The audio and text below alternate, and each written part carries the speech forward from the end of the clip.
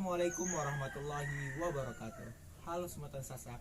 Kali ini saya berada di makam Kerajaan Selaparang yang lokasinya ada di Suela, Kabupaten Lombok Timur, Nusa Tenggara Barat. Kerajaan Selaparang adalah salah satu kerajaan yang pernah ada di Pulau Lombok. Banyak cerita-cerita bagaimana berdirinya Kerajaan Selaparang. Cerita-cerita tersebut telah dibukukan menjadi sebuah karya sastra. Tujuan dibentuknya menjadi sebuah karya sastra agar generasi-generasi berikutnya mengetahui bagaimana peristiwa yang pernah terjadi di Pulau Lombok ini.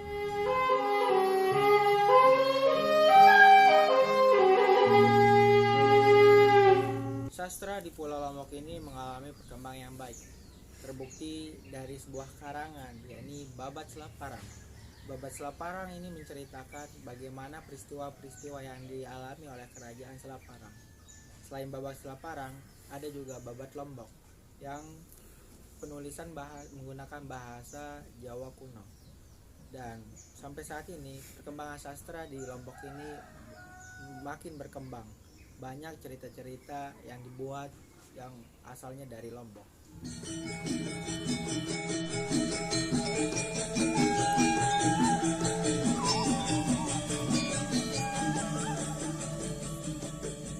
Salah satu karya sastra yang menceritakan berdirinya Kerajaan Selaparang yakni Doyan Nada. Ala kisah, dahulu kala ada seorang putri yang berasal dari bangsa Jin, yaitu Dewi Anjani.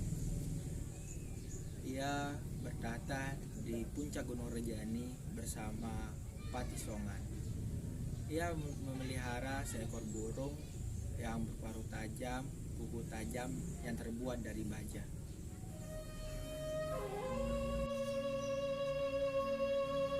Suatu ketika Dewi Anjani bermimpi didatangi oleh kakeknya. Ia diperintahkan untuk mengisi pulau yang dia tempati dengan manusia. Lantas dari itu Dewi Anjani memerintahkan Patisongan untuk mengecek pulau ini.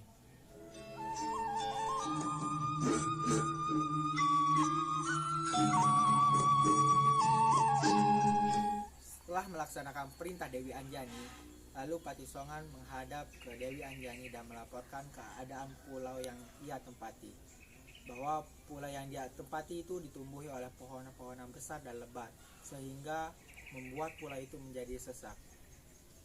Lalu dengan laporan itu Dewi Anjani terpikir bahwa ia akan memberi pulau itu menjadi Pulau Sasak yang diambil dari kata sesak.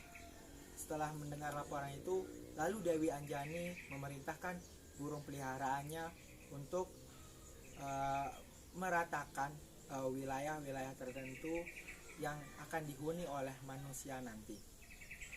Lalu setelah burung itu melaksanakan tugasnya, Dewi Anjani mengumumkan kepada bangsa jin untuk berkumpul.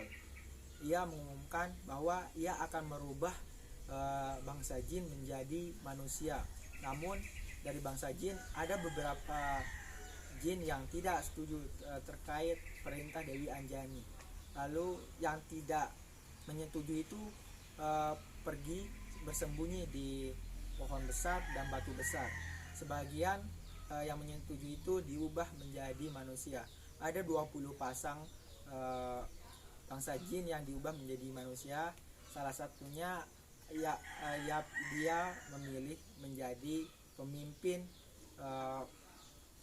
di perkampungan yang ia akan tempati oleh manusia.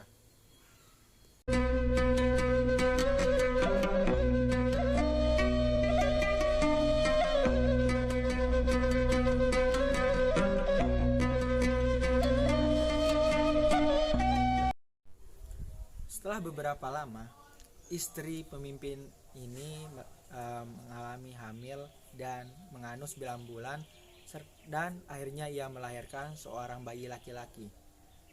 Takjubnya bayi laki-laki ini mampu berbicara, mampu berlari, bahkan mampu makan sendiri. Luar biasanya lagi, bayi ini mampu menghabiskan 3 bakul nasi besar dan lauk pauk yang banyak. Dari kelakuannya itu, bayi ini diberi nama Doyan Nada. Doyan Nada yang berarti suka makan. atau dalam bahasa Sasaknya melak mangan.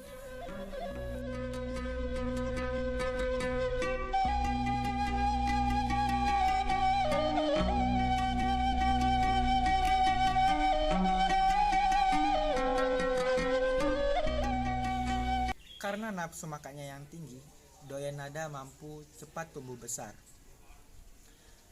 Ayah Doyanada sering mengajak Doyanada menghadiri acara kendurian. Di dalam acara kendurian ini, Doyanada mampu memuaskan nafsu makannya. Kadang ia mampu menghabiskan seluruh hidangan yang ada dalam acara tersebut. Sampai-sampai ayahnya merasa malu atas tingkahnya yang begitu rakus terhadap makanan.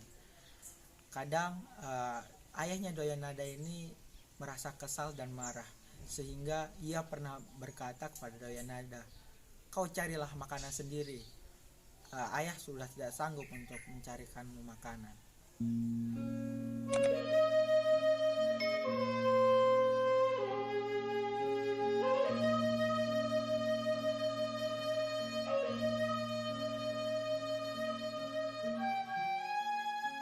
Dari perkataan ayahnya, Doyanada sering pergi meminta makanan ke tetangganya. Di suatu hari, ayah Doyanada berniat untuk membinasakan anaknya. Di suatu hari, ayah Doyanada mengajak Doyanada untuk pergi ke hutan menebang pohon. Sesampainya di sebuah hutan, ia menyuruh Doyanada berada di tempat-tempat tertentu. Ketika pohon itu mau tumbang, ia mengarahkan pohon itu ke arah Doyanada, sehingga Doyanada tertimpa oleh pohonan itu. Doyanada meninggal dunia. Lalu ayahnya pulang. Ketika ibu Doyanada bertanya, ayahnya berbohong kepada ibunya bahwa Doyanada entah kemana, mungkin tersesat di sebuah hutan.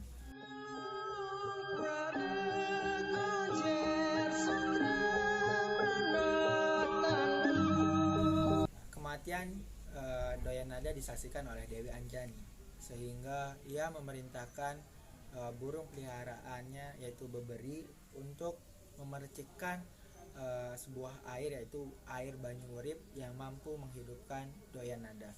Setelah dipercikkan, Doyanada hidup kembali dan ia beranjak pulang sambil membawa pepohonan yang menimpanya. Setelah sampai di rumahnya, orang tua Doyanada kaget melihat Doyanada yang pulang.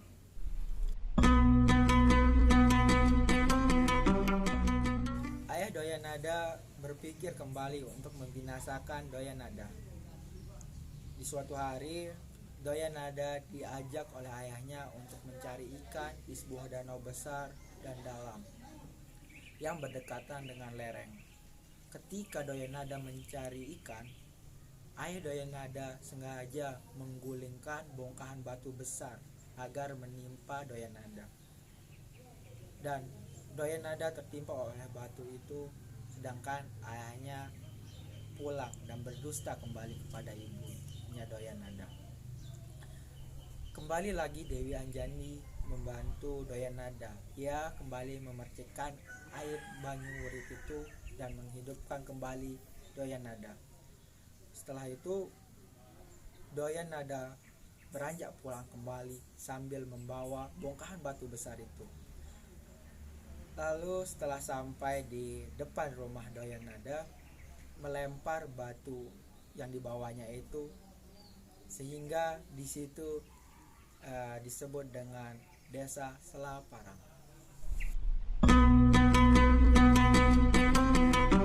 Setelah Doyanada kembali, ibu Doyanada berpikir bahwa suaminya telah berbohong kepadanya, dan ia menyuruh Doyanada untuk pergi dari kampungnya, untuk pergi mengembara.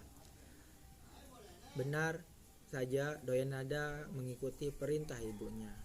Ia diberi bekal 7 buah ketupat, dan akhirnya Doyanada beranjak pergi mengikuti perintah ibunya. Ia menyelusuri hutan-hutan pegunungan.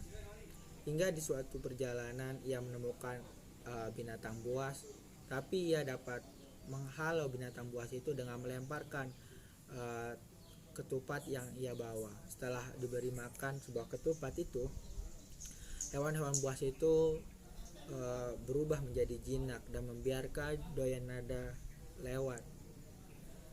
Lalu dalam perjalanan ia menemukan seorang yang sedang bertapa.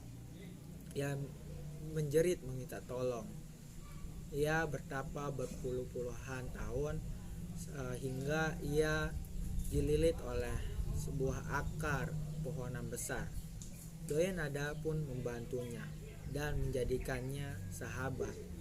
Doyan Nada memberinya nama Tameng Muter. Lalu ia menjadi sahabat dan melanjutkan perjalanan.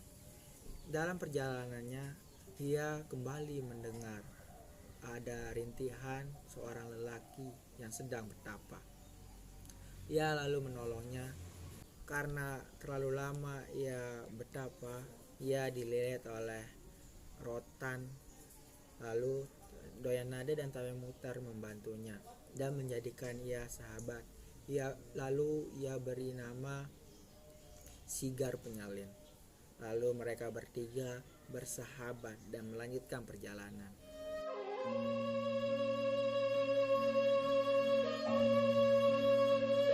Dalam perjalanannya ia mencari makanan dengan cara berburu. Ia mendapatkan rusa dan menjadikan daging rusa itu sebagai makanan sehari-harinya. Namun ketika suatu malam daging rusanya itu diambil oleh raksasa yang berasal dari Gua Sekaro. Doyan Nada dan sahabatnya itu mengejar raksasa itu hingga terjadi perkelahian antara Doyan Nada dengan raksasa itu.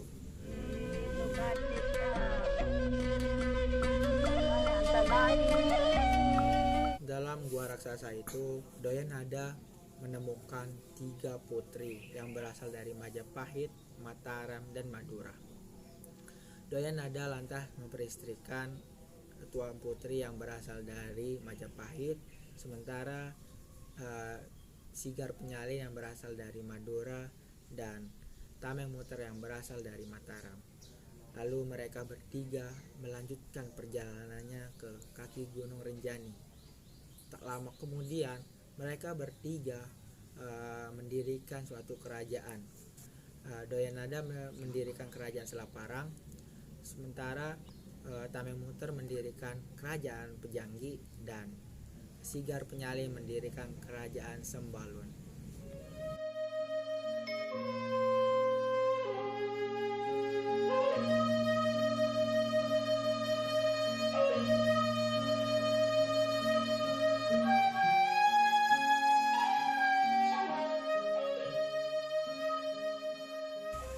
Demikian cerita berdirinya kerajaan Selaparang.